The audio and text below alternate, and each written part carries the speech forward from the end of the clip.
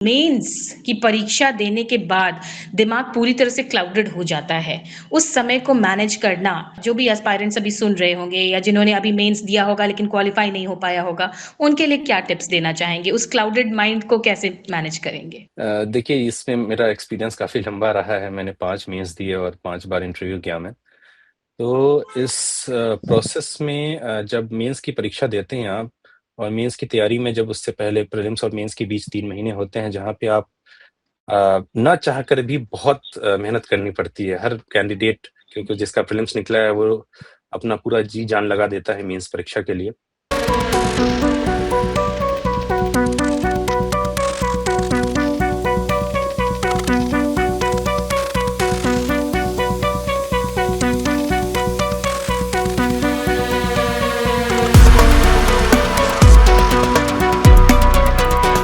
Doctor Wasim उर रहमान, जिन्होंने UPSC में 157 रैंक हासिल किया है, आपका आज ज़ूम मीटिंग में फर्स्ट लुक बिहार बहुत-बहुत स्वागत करता है और ढेर सारी बधाइयाँ देते हैं। बहुत-बहुत शुक्रिया, बहुत-बहुत शुक्रिया। डॉक्टर वसीम, मैंने आपका वो मॉक इंटरव्यू देखा और उसके बाद फिर मैंने सोचा कि मैं आपका इंटरव्यू लूं, और वो ही बहुत ज़्यादा इंस्पायरिंग है, क्योंकि आपने ऑलरेडी पिछले साल भी यूपीएससी क्रैक कर लिया था, लेकिन जी मैम। आपको आईपीएस बनना था। तो मुझे तो उस मॉक इंटरव्यू को मैंने देखा और आपके बारे में मुझे पता चला, तो मैं समझती हूँ इस बात को, लेकिन मैं चाहूंगी कि आप हमारे दर्शकों के लिए उसको दोहरा दें एक बार कि आखिर आप आईपीएस ही क्यों बनना चाहते थे।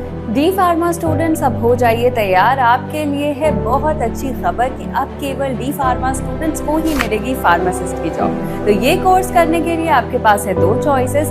डीपीएस ग्रुप ऑफ इंस्टीट्यूशंस के किसी भी कॉलेज में एडमिशन लेकर के आप घर बैठे कर सकते हैं ऑफलाइन कोर्स, या फिर आप कर सकते हैं ऑनलाइन क्लासेस। और उससे भी अच्छी बात ये है कि डीपीएस ग्रुप के कॉलेजेस जो कि हैं इन 5 शहरों में, रांची, दुमका, देवघर, मुजफ्फरपुर और सीतामढ़ी, इन 5 शहरों के किसी भी कॉलेज में एडमिशन लेकर आप किसी और शहर में बैठ करके ये कोर्स कर सकते हैं। आपको कॉलेज के नाम और डिटेल्स मिल जाएंगे वीडियो स्क्रीन पर, और बाकी किसी जानकारी के लिए दिए गए नंबर पर कॉल करें। तो मुझे कमेंट सेक्शन में बताना ना भूलें कि आखिर आप किस शहर में एडमिशन ले रहे हैं। मेरी प्रेफ़रेंस आईपीएस की इसलिए थी क्योंकि कहीं न कहीं जो मेरा बैकग्राउंड रहा है और जिन परिस्थितियों से जिस क्षेत्र से मैं आता हूँ, वहाँ मुझे ये महसूस हुआ कि ये एक ऐसा प्लेटफ़ॉर्म है जहाँ से अपने समाज में और अपने क्षेत्र में, अपने देश के लिए काफ़ी बदलाव किए जा सकते हैं। जी। और ख़ासकर जब जैसे कि मेरा बैकग्राउंड मेडिकल बैकग्राउंड रहा है, हम्म। तो वहाँ पे जब मैंने अपनी एमबीबीएस और ट्रेनिंग के दौरान ये चीज़ महसूस करी कि बहुत सारी ऐसी कठिनाइयाँ और ऐसी परेशानियाँ हैं, जिसका कारण समाज में है, जिसका कारण लॉ एंड ऑर्डर में छुपा हुआ है। कई बार हम देखते हैं कि चाइल्ड अब्यूज़ के केसेज़ हैं, कई बार हम देखते हैं कि रोड ट्रैफ़िक एक्सीडेंट के केसेज़ हैं, कई बार हम देखते हैं कि सेक्सुअल हैरेसमेंट के केसेज़, सेक्सुअल अब्यूज़ के केसेज़ हैं। अगर एज़ अ डॉक्टर आपके पास बहुत ही लिमिटेड ऑप्शन होते हैं इन सबको रोकने के लिए, आप बस उसे ट्रीट कर सकते हैं। बट अगर आप पुलिस सर्विस में हैं और इस ओहदे पे हैं जहाँ से आप बड़े स्तर पे बदलाव कर सकते हैं, तो वो एक बहुत बड़ी बात है, जहाँ पे मैं चाहता था कि मैं अपना कॉन्ट्रिब्यूशन दूँ। जी। तो ये तो बहुत ज़्यादा इंस्पायरिंग है, और आपके मॉक इंटरव्यू में हमने देखा कि आपसे कितने सारे सवाल पूछे गए, क्योंकि आप मेडिकल फील्ड में हैं और मुज़फ्फरपुर से हैं। तो अच्छा, मुज़फ्फरपुर में जो जो चमकी बुखार जो हुआ था बिल्कुल। 2019 में, उससे जुड़ा सवाल भी आपसे पूछा गया, और बिहार की तमाम चीज़ों के बारे में, और इवन आपके एड्रेस को, जो 0 माइल के आप हुँ, हुँ। रहने वाले हैं मुज़फ्फरपुर में, वहाँ के बारे में भी आपसे पूछा गया। लेकिन अभी जब इतना बड़ा आपने ये सब, क्योंकि मेडिकल की पढ़ाई अपने आप में बहुत चुनौतीपूर्ण है, उसके बाद यूपीएससी के लिए प्रिपेयर करना, और उसके बाद दोबारा उसके लिए अटेम्प्ट करना, और फिर एंथ्रोपोलॉजी, मतलब आप तो मुझे ऐसा लग रहा है कि आप आने वाले सर्विस समय में हो सकता है कि इंटेलिजेंस सर्विसेज में जाएं। आपका क्या विजन है आगे, अब इस सर्विस में आ जाने के बाद? मैम, मैं उन सारी अपॉर्च्युनिटीज़ के लिए तैयार हूँ, जो और वो सारी अ, ज़िम्मेदारियों के लिए तैयार हूँ जो मुझे दिया जाएगा, क्योंकि मैंने अपने करियर में और अपनी पढ़ाई के दौरान एक तरह से मैं फ्लेक्सिबल रहा हूँ। हुँ, हुँ। जैसे मेडिकल साइंस होते हुए भी मैंने एंथ्रोपोलॉजी को चुना। हुँ, हुँ। सो करियर में भी जब आप सर्विस में हैं, तो अगर हम फ्लेक्सिबल होते हैं, जहाँ पे आप अलग-अलग अपॉर्च्युनिटीज़ के लिए तैयार हैं, तो ये आप ना सिर्फ़ आपके करियर ग्रोथ के लिए बट के पूरे सिस्टम के लिए बहुत एक वरदान साबित होता है, जहाँ पे आपने कई बार ऐसा देखा होगा कि एक ऑफ़िसर जिस भी पोस्ट पे गए, जहाँ भी जिस भी रीजन में गए, जिस भी स्टेट में गए, उन्होंने भरपूर योगदान दिया और अपने देश को आगे बढ़ाया। तो मेरी भी यही कोशिश रहेगी जितना मैं कर सकता हूँ। जी। अ, मॉक इंटरव्यू जो था, उसको लगभग-लगभग मुज़फ़्फ़रपुर के जितने भी लोग हैं और जितने भी एस्पायरेंट्स हैं, वो एक बार देख ही चुके हैं, जो इस इलाके को यस सर। बिलॉन्ग करते हैं। आप यहाँ की जो विधायक हैं रमा निषाद, मतलब मुज़फ़्फ़रपुर नगर की नहीं, लेकिन मुज़फ़्फ़रपुर के एक कॉन्स्टिट्यूएंसी की, उनका नाम आप भूल गए थे और आपसे पूछा जा रहा था कि क्या आप किसी बायस में हैं? आपको उनका नाम उस वक़्त में ध्यान में नहीं था, लेकिन ये बायस का सवाल आपसे वहाँ पे पूछा गया, उस वक़्त आपके मन में क्या फीलिंग्स थी? नहीं, एक्चुअली क्या है कि कई बार कुछ चीज़ें हमें लगता है कि ये तो हमें पता ही है, तो हम जी। उसपे बहुत ही याद करने का एफ़र्ट नहीं डालते। जी, अ, बिल्कुल। अब मुझे पूरी जानकारी थी कि हमारे कॉन्स्टिट्यूएंसी से कौन से उम्मीदवार हैं और किन्होंने जीत हासिल करी। हुँ, बट हुँ। जब हम पढ़ने बैठते हैं तो मैंने बाकी लोगों के नाम याद किए और हुँ, कहीं हुँ। न कहीं रमन निषाद जी का नाम मुझे हुँ, लगा कि ये तो मुझे याद ही है। बट याद ही रियल है, टाइम में जी। आप जाते हैं हुँ, तो कभी वो माइंड से मिस हो जाता है। हुँ, हुँ, तो इसमें हुँ। वही बायस वाली बात नहीं थी, जस्ट कि आप कुछ चीज़ें कभी होता है कि हम घर की चीज़ें भूल जाते हैं। बिल्कुल, बिल्कुल, तो समझ ऐसा ही सकती लगा उस टाइम। जी, जी। इसके अलावा आपसे फिर बांग्लादेश के मुजीबुर रहमान, मुझे लगता है कि ये सवाल आपसे पूछा गया। सबसे पहले तो मैं ये पूछना चाहूँगी कि उस मॉक इंटरव्यू से आपका रियल इंटरव्यू कितना ज़्यादा सिमिलर था या बिल्कुल ही अलग था? कुछ सिमिलैरिटीज़ होती हैं मॉक इंटरव्यूज़ से बिकॉज़ आप एक फॉर्मल इंटेलेक्चुअल कम्युनिकेशन और डिस्कशन कर रहे होते हैं उस आधे घंटे के हुँ, दौरान हुँ, और हुँ, एक डाइवर्सिटी भी थी उस मॉक इंटरव्यू में जहाँ पे पुरुष और महिलाएँ दोनों सीनियर्स हमसे सवाल पूछ रहे थे। हुँ, हुँ, रियल इंटरव्यू में जो क्वेश्चंस पूछे जाते हैं वो थोड़े ज़्यादा ऑर्गेनिक होते हैं बिकॉज़ दे आर ट्राइंग के आपसे फैक्ट ना पूछा जाए, आपसे ओपिनियन पूछा जाए, आपसे हुँ, आपसे जुड़ी चीज़ों के बारे में वो पूछते हैं। तो हुँ, फैक्ट से ज़्यादा ओपिनियन पे वहाँ पे फ़ोकस किया जाता है। हुँ, हुँ, तो मॉक इंटरव्यू ज़रूरी इसलिए हो जाता है कि आप उस सिनेरियो के लिए तैयार रहें। जी। हालाँकि जो रियल इंटरव्यू होता है वहाँ पे आपको बहुत ही आपको महसूस नहीं होगा कि आपको इंटरव्यू किया जा रहा है, ऐसा लगेगा कि जैसे आपसे बात की जा रही है। वो बिल्कुल एटीज़ करने की कोशिश करते हैं। जी, जी। जी, बिल्कुल। हम जानते हैं कि बिहार का दबदबा जो है वो यूपीएससी की परीक्षा में बरकरार रहता है। लेकिन जी। फिर भी यहाँ के विद्यार्थियों के लिए एक बहुत बड़ा चैलेंज हो जाता है कि वो यहाँ नहीं, उनको दिल्ली जाना होता है या बाहर जाना होता है कोचिंग करने के लिए। इस बारे में क्योंकि जो प्रिपेयर कर रहे हैं आप ज़ाहिर-सी बात है अब जब आपका रिज़ल्ट देख रहे हैं या फिर और भी जो हमारे मुज़फ्फरपुर से 2-3 कैंडिडेट्स निकले हैं, तो मुज़फ्फरपुर के बहुत सारे एस्पायरेंट्स को और ज़्यादा मोटिवेशन मिलेगा आप लोगों की स्टोरी जान करके। लेकिन क्या लगता है आपको दिल्ली जाके कोचिंग करना ज़रूरी है या अपने घर बैठ कर के तैयारी कर सकते हैं? नहीं तो दोनों ही आंसर्स को आप विस्तार से जवाब दीजिए। देखिए मैंने दिल्ली से तैयारी इसलिए करी क्योंकि नेचुरली मैं दिल्ली में पहले से रहा बिकॉज़ मेरा एमबीबीएस भी सफदरजंग हॉस्पिटल से रहा है। तो जी। उसके बाद वहाँ से ग्रेजुएशन करने के बाद इंटर्नशिप करने के बाद मैं उस एरिया में शिफ्ट हो गया जहाँ पे यूपीएससी की तैयारी की जाती है। तो हुँ, मेरे हुँ। लिए ये नेचुरल प्रोसेस था, मेरे को बहुत ज़्यादा एफर्ट नहीं डालना पड़ा।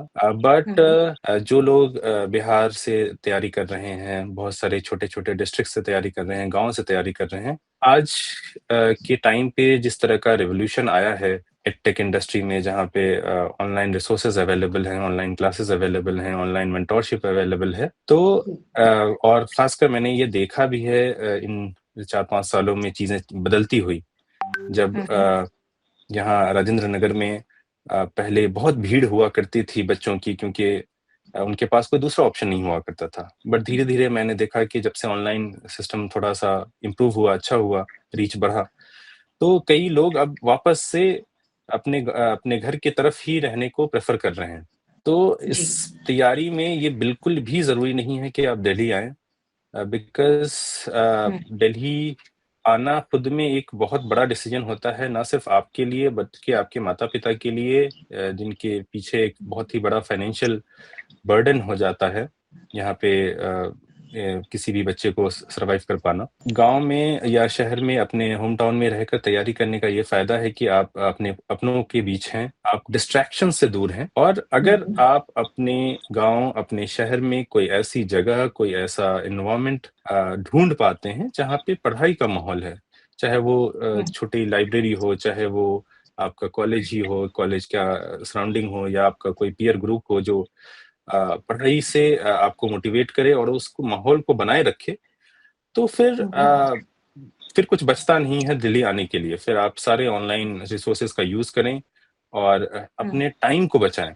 यहाँ आना, यहाँ से ऑफ़लाइन क्लास करना, भागना, दौड़ना, इसमें टाइम का भी बहुत बड़ा आपका वेस्ट होता है। तो घर रहकर अगर आप अपने आप को डिसिप्लिन रख पाते हैं और अपने आप को उस एनवायरनमेंट में मेंटेन कर पाते हैं, तो बिल्कुल दिल्ली आना ज़रूरी नहीं है और कई लोगों ने ये करके दिखाया है। मतलब बहुत सारे ऐसे बच्चे हैं जिन्होंने करके दिखाया। जी। आप ये कह रहे हैं कि अपने घर पर छोटे शहर में भी रह कर के अगर आपको वो एनवायरनमेंट मिलता है तो आप पढ़ाई कर सकते हैं। जी, मैम। ठीक है। जैसा कि आप जानते हैं और आपने तो ख़ैर 2 बार कॉन्सेक्यूटिवली इसको क्वालीफाई किया है, तो मैंने ये सुना है क्योंकि मैंने तो एक बार भी अटेम्प्ट भी नहीं किया है इस परीक्षा को, लेकिन मैंने सुना है कि मेंस की परीक्षा देने के बाद दिमाग पूरी तरह से क्लाउडेड हो जाता है। उस समय को मैनेज करना, जो भी एस्पायरेंट्स अभी सुन रहे होंगे या जिन्होंने अभी मेंस दिया होगा लेकिन क्वालीफाई नहीं हो पाया होगा, उनके लिए क्या टिप्स देना चाहेंगे? उस क्लाउडेड माइंड को कैसे मैनेज करेंगे? देखिए इसमें मेरा एक्सपीरियंस काफ़ी लंबा रहा है। मैंने 5 मेंस दिए और 5 बार इंटरव्यू किया मैं। तो इस प्रोसेस में जब मेंस की परीक्षा देते हैं आप और मेंस की तैयारी में जब उससे पहले प्रीलिम्स और मेंस के बीच 3 महीने होते हैं जहाँ पे आप ना चाहकर भी बहुत मेहनत करनी पड़ती है। हर कैंडिडेट क्योंकि जिसका प्रीलिम्स निकला है वो अपना पूरा जी-जान लगा देता है मेंस परीक्षा के लिए। और मेंस की परीक्षा ऐसी है जैसे कि जब सब्जेक्टिव एग्ज़ाम है आपको कुछ समझ नहीं आता कि आपका पेपर कैसा गया। आप उसको ऑब्जेक्टिवली एनालाइज़ नहीं कर सकते। कुछ दिनों तक आपको आपने अगर बहुत अच्छा परफ़ॉर्म करा है तब भी आपको उस चीज़ का कॉन्फिडेंस नहीं आता। अगर कहीं से पेपर खराब हो गया है तो भी आप उसकी एक सही एनालिसिस नहीं कर पाते। तो इसमें कुछ दिन के मेंस की परीक्षा के बाद कुछ दिन रेस्ट लेने के बाद आपको वापस से उन सारे प्रोसेस में कंटिन्यू रखें, अपने सारे पढ़ाई को कंटिन्यू रखें। बिकॉज़ आपने अगर पढ़ाई छोड़ी, तो कहीं न कहीं वो डिस्कनेक्ट हो जाता है जब फिर अगली बार प्रीलिम्स और मेंस आएगा और हुँ, अगर क्योंकि कई बार ऐसा होता है कि रिज़ल्ट हमारे हाथ में नहीं होता, हमारे तरीके से नहीं आता, तो उस टाइम हुँ, बहुत ही डिफ़िकल्टी हो जाती है। तो बेस्ट सॉल्यूशन ये है कि आप जब तक आपका फाइनल रिज़ल्ट आपके हाथ में ना हो, जब तक आप श्योर नहीं हो जाएँ कि अब इसके आगे तैयारी नहीं करनी है, तब तक पढ़ाई कंटिन्यू रखें। उसको आप ये मानें कि ये प्रोसेस का पार्ट है। इसमें रेस्ट लेने हुँ। वाली बात नहीं है, इसमें मौज करने वाली बात नहीं है। जब तक आप वो क्योंकि कहीं ऐसा नहीं लिखा कि आपकी मेंस की परीक्षा के बाद आपको पढ़ाई छोड़ देनी है। सारी पढ़ाई कंटिन्यू रखें, अपने आप को एंगेज रखें, अपने आप को हुँ। डिसिप्लिन रखें, तो कभी आपको वो डिमोटिवेशन फ़ील नहीं होगा। आपने कहा 5 बार आपने मेंस की परीक्षा लिखी है, साक्षात्कार तक पहुँचे और उसके बाद एक बार क्वालीफाई हो गए और उसके बाद उसको छोड़ देना। लोग कहते हैं प्रीलिम्स भी अगर एक बार निकल जाए, तो वो बहुत बड़ा अचीवमेंट होता है। कई सारे संस्थानों में तो अगर आप यूपीएससी के प्रीलिम्स को अगर आपने क्लियर किया है, तो आपको उस बेसिस पे एंट्रेंस मतलब जो एडमिशन है या हुँ। कोई भी जो प्रक्रिया है, पूरी हो जाती है। ऐसे में उसको छोड़ देना, ये एक बहुत बड़ा रिस्क है। आप किसी भी अगर जो तैयारी कर रहे हैं यूपीएससी की परीक्षा, तो वो समझ सकते हैं कि आपने कितना बड़ा रिस्क लिया है अपने लाइफ में। ये रिस्क लेने का जो है वो जज़्बा कहाँ से आ रहा था? क्या आपको लग रहा था कि ठीक है अगर आईपीएस नहीं हो पाएगा तो मेडिकल फील्ड तो है ही, ऐसा कुछ सोच कर रखा था आपने? क्योंकि पिछली बार तो आपने जॉइन नहीं किया ना या फिर आपने जी। जॉइन कर लिया वो? जॉइन जी। करके लीव पर था। अच्छा जॉइन करके। जी, आपने बहुत अच्छा सवाल पूछा। एक्चुअली जब मैं इंटर्नशिप में था तभी मैंने डिसाइड कर लिया था कि मुझे मेडिकल फ़ील्ड में आगे नहीं बढ़ना। मुझे हुँ, अपनी हुँ। सारी फ़ोकस यूपीएससी परीक्षा पे देनी है और हुँ, तब हुँ। से ही मैंने डिसाइड कर लिया कि मेरे पास एक ही ऑप्शन है। मैंने कभी दूसरा ऑप्शन तलाश ही नहीं किया हुँ, और हुँ। इस तरीके से मैंने कोशिश करी कि मैं अपना हुँ, सारा फ़ोकस यूपीएससी परीक्षा पे रखूँ। हुँ, क्योंकि हुँ। फिर आपको क्या होता है डिस्ट्रैक्शन नहीं होते, आप फ़ॉल बैक ऑप्शन की तरफ नहीं भागते, आप अपना हुँ, फुल देते हैं। जब हमारे हुँ, पास ऑप्शंस रहते हैं, हमारे दिमाग में ऑप्शंस रहते हैं, तो कहीं न कहीं हम अपनी चीज़ों को लेकर थोड़े वीक हो जाते हैं। हमें लगता है कि चलो इधर नहीं हुआ तो पीछे चलते हैं, वहाँ वो कर लेंगे। हुँ, इस हुँ। एग्ज़ाम का ये ये प्रोसेस इतना लंबा हो जाता है कई बार कि आप बहुत एग्ज़ॉस्ट हो जाते हैं। कई बार हम जो एक्सपेक्टेशन होती है उस तरह से रिज़ल्ट नहीं आता। तो कई बार ऐसा होता है कि स्टूडेंट्स को लगता है कि जो दूसरा अल्टरनेट ऑप्शन है, हुँ, उसको हम हुँ। तलाश लें। बट हुँ, एक हुँ। जगह मैंने पढ़ा था कि संकल्प का कोई विकल्प नहीं होता। अगर आपने संकल्प कर लिया हुँ, है तो फिर आप किसी और विकल्प की तलाश ना करें। अ, हुँ, इससे क्या होगा कि आप पूरे अपना अपना आप 100% देंगे। जब आपके पास खोने के लिए जी, कुछ नहीं होता तो फिर आप जी जान लगाकर जी तोड़ मेहनत करते हैं। तो यही चीज़ थी जो मुझे ठीक है। कंटिन्यू रखा इस प्रिपरेशन में मेरे। ठीक है। आपने बताया कि मेडिकल फ़ील्ड में अभी कंटिन्यू नहीं करना था, ये आपने यूपीएससी के लिए जब प्रिपेयर करना शुरू किया तो आपने ये डिसाइड कर लिया था, एक तरह से मन बना लिया था। लेकिन जी। कहीं न कहीं आपके अंदर जो है वो रुचि है, ना केवल मनुष्य के शारीरिक स्वास्थ्य को लेकर, मानसिक स्वास्थ्य को लेकर भी क्योंकि जैसा मैंने मॉक इंटरव्यू में सुना कि जिजियाट्रिक वो वर्ड भी मैंने फर्स्ट टाइम सुना क्योंकि पीडियाट्रिक तो हम कई बार सुनते हैं, लेकिन जब मैंने इसके बारे में डिस्कस किया तो पता चला कि हाँ, पीडियाट्रिशियन तो हम जानते हैं लेकिन जिजियाट्रिक्स या जिजियाट्रिक मेंटल हेल्थ के बारे में बहुत कम लोगों को पता है। इसके बारे में आपका रुझान कैसे और क्यों आया? मैं ये अ, शब्द सही कह रही हूँ जी, जिजियाट्रिक्स? जीरियाट्रिक्स। जी, जी, जीरियाट्रिक्स हाँ। क्या? एक्चुअली जब मैं एमबीबीएस के दौरान था, इंटर्नशिप में था और उसके बाद भी मैं कई समय तक ड्यूटी में कंटीन्यूअस रहा हूँ। हुँ, हुँ। तो मुझे ये महसूस हुआ कि जो हमारा समाज जो हुँ, हुँ। वृद्धावस्था में है हमारे समाज का एक ऐसा पार्ट हो जाता है जिसको बहुत नेग्लेक्ट फ़ील करना पड़ रहा है अभी के हुँ, टाइम हुँ, पे। हुँ। जहाँ पे हमारा ध्यान हमारे सोसाइटी का ध्यान, हमारे पूरे सिस्टम का ध्यान कम है। हुँ, हुँ। बल्कि ये वैसा एज ग्रुप है जहाँ पे वो लोग हैं जिनके पास बहुत ह्यूज एक्सपीरियंस है अपनी लाइफ़ का हुँ, हुँ। और वो लोग इस अवस्था में हैं जहाँ पे उनको बहुत अकेलापन महसूस होता है।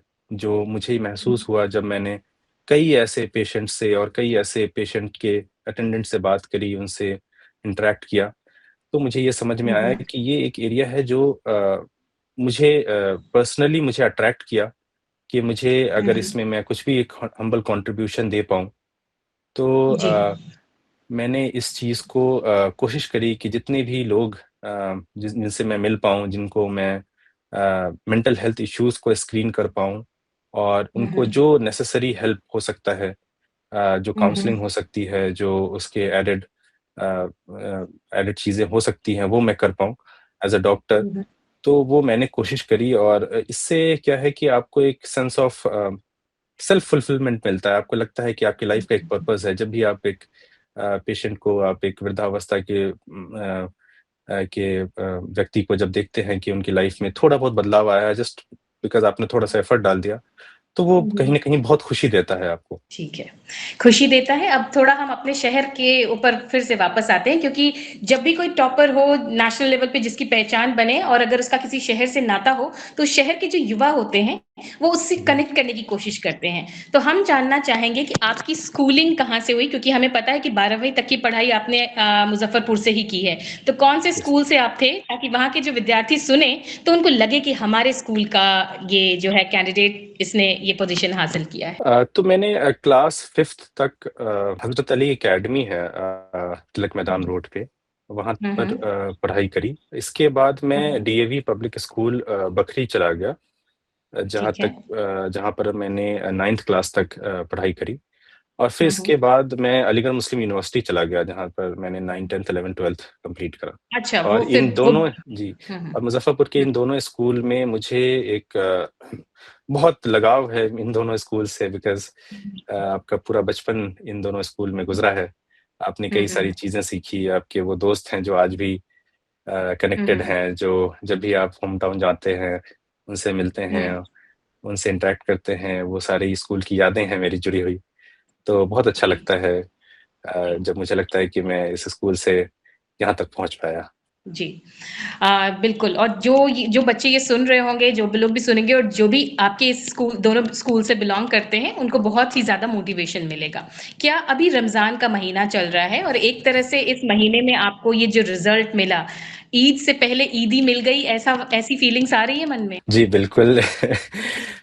बहुत ऑस्पिशियस महीना है और हुँ, हुँ। बहुत सारे लोगों की दुआएँ जुड़ी हुई हैं, हुँ, जिन्होंने हुँ। मेरे लिए दुआ करी, मेरे पेरेंट्स ने, मेरे फैमिलीज़ ने, मेरे फ्रेंड्स ने, हुँ, और हुँ। जिसकी वजह से पेरेंट्स का मैं क्या रिस्पॉन्स था? जी, आपके रिज़ल्ट के बाद पेरेंट्स का क्या रिस्पॉन्स था?